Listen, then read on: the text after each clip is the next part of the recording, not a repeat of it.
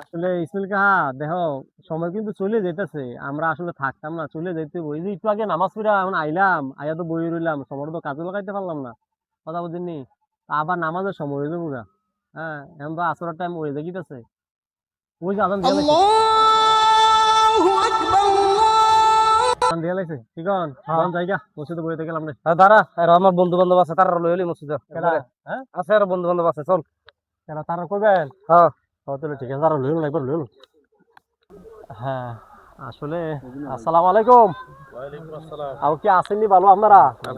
আপনার বন্ধু মানুষ, এতক্ষণ বইয়ে কথা টথা কইলাম, আপনারা বই রয়েছেন, আমরা কি কথা কইলাম, আপনারা কি কইছেন তাও জানি না। তো দেখেন মসজিদে তো আজান দিয়ে লাইছে, কথা বলছেন এই জায়গায় বইয়ে অযথা সময় নষ্ট না কইরা কাম করেন। দেখেন আসলে এই মাত্র অল্প কয়েকদিন আগে আমরা দুনিয়ায় ছিলাম না, এখন আছি আবার থাকবো না, অল্প সময়ের জিন্দিগি চলে যাইতেইব। দুনিয়াতে এক সময় আসিলাম না, এখন আসি আবার থাকতাম না, চলে যাওয়ার লাগবো। এই জন্য দেখেন চলে যেতে হলে কি দিয়ে যেতে হবো?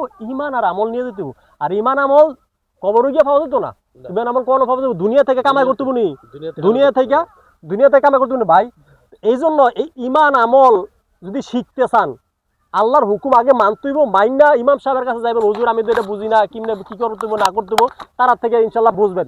তখন আজান হয়ে গেছে, ইসমাইল চাচা কইতেছে আমি তো আমরা একলা যাই লাভ নাই, নিজে বাঁচাও, আহাল বাঁচাও, পরিবার বাঁচাও। তো এই জন্য ইসমাইল চাচা কইতেছে বাতি যে আমরা একলা যাই লাভ নাই, লো আমার বন্ধু বান্ধব যারা আছে তারাও লয়ে যাকি। তখন এবার আপনি বন্ধু ইয়ে মসজিদ যাইতেছে, আপনার যাইতে না ইনশাল্লাহ?